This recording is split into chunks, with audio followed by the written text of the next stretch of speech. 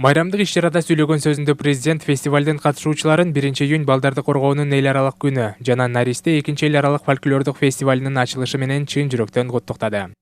Кадырлуу коноктор, күнөөстүү Кыргызстанга кош келдиңиздер. Кезинде Жашыл шаар деп аталыска таанылган Бишкек калаабыз. Бүгүн дак улпуруп, меймандостугун көрсөтүп, эл аралык достукту чыңдоочу кичинекей меймандарды кучак чая тосуп алып жатат. Биз буга абдан кубанычтабыз, деди мамлекет башчы. Балдардын бүгүнкү Наристе эл аралык фестивалы бул өзгөчө фестиваль, өзгөчө иш-чара. Наристе курак баарыбызга жылмаюу менен балалыгыбызды эске салып, өзүнчө бир жылуу сезимди тартуулайт. Бул ар бир адамдын жашоосундагы эң маанилүү тепкич.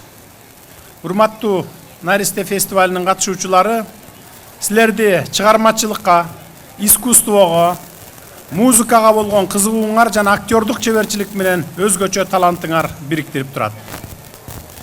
Сиздердин Наристе фестивалына катышууңар чыгармачылыктын чоң жолуна шилтеген маанилүү кадамыңар. Сыйкырдуу аалам, көркөм өнөр, маданий мурас жана руханий байлык болуп саналган элдик чыгармачылыкка шилтеген кадамыңардан жазбагыла. Көкүрөгүңөрдөгү мындай жалынды өчүрбөй, жан дүйнөңөрдө бекем сактагыла. Келечекке койгон максатыңарга ишенимдүү кадам таштагыла. Ошондо гана ой кыялыңар ишке ашат. Андан соң Кыргыз Республикасынын президенти Садыр Жапаров балдарды коргоонун эл аралык күнүнө карата өлкөнүн бардык аймактарынан келген таланттуу мектеп окуучулары менен жолукту. Ага президент менен кошо 1-айым Айгүл Жапарова да келип, балдар менен Бишкектин чок ортосунан орун алган Эмен багындагы ийгиликтин сыры аянтчасында көк майсаңда пикир алышкан. Саламатсыздарбы? Мен Кудайбергенов айылына Талас облусунун караштуу Талас районунан келгем. Шахмат боюнча мен сизге суроом, сиз шахмат ойнойсузбу? Ойногом, ойнойм азыр деле. Азыр да ойнойм. Бала кезимде мектепте окуп жүргөндө ойночубуз. Азыр да анда-санда убакыт болгондо ойноп коебуз. Баарлашуунун жүрүшүндө алар Жапаровго жеке жетишкендиктери тууралуу айтып беришип, ошондой эле аларды кызыктырган суроолорду беришти. Негизинен балдарды мамлекет башчысы шахмат ойнойбу, ийгиликке жетүү үчүн кандай сапаттарга ээ болуу керек деген суроолор кызыктырды. Менин билишимче, мына кыздарым, балдарым республиканын булуң бурчунан келген экен, ар кайсы жерден ийгиликке жеткен, олимпиадаларда, эл аралык мелдештерде биринчиликти алып жүргөндөр чогулган экенсиздер. Мына эң туура сөздөр болуп кетти алдыда. Алдыга койгон максаттан эч качан тайбаш керек. Тынбай алдыга жыла бериш керек.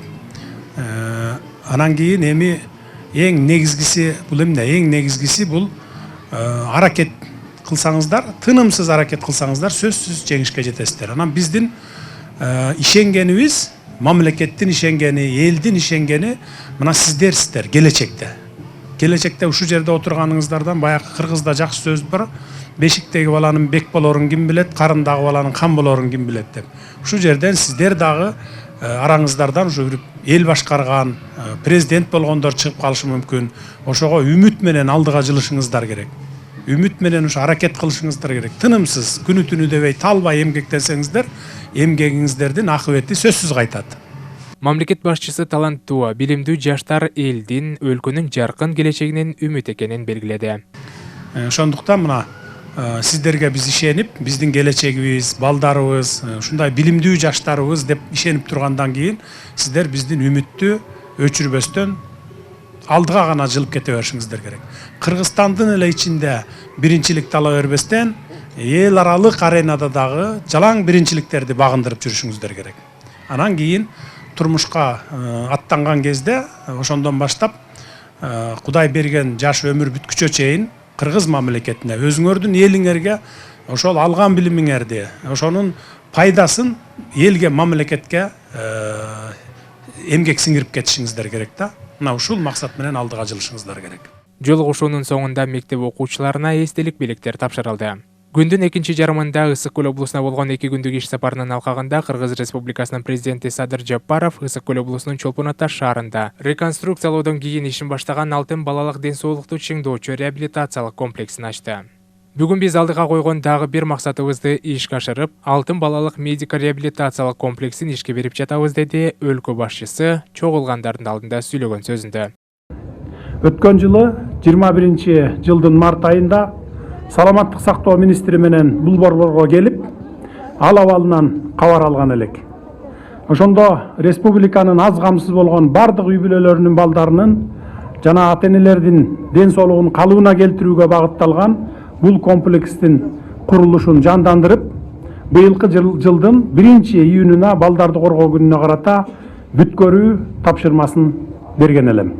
Медициналык реабилитациялык борбор 8 блоктон турат. Ден соолукту калыбына келтирүүдө Чыңдоодо аллергология, онкология, пульмонология, акушердик гинекология, балдар хирургиясы, функционалдык диагностика жана неврология бөлүмдөрү бар. Комплекстин долбооруна ылайык бир эле мезгилде 400 бала энелери менен кабыл алынышы каралган. Мамлекет башчысы бүгүндөн баштап 15 сентябрга чейин республикабыздын ар кыл райондорунан аз камсыз болгон үй бүлөлөрүнөн балдар келип эс алып турушаарын кошумчалады. Ар 10 күн сайын 250 бала кабыл алынып турат.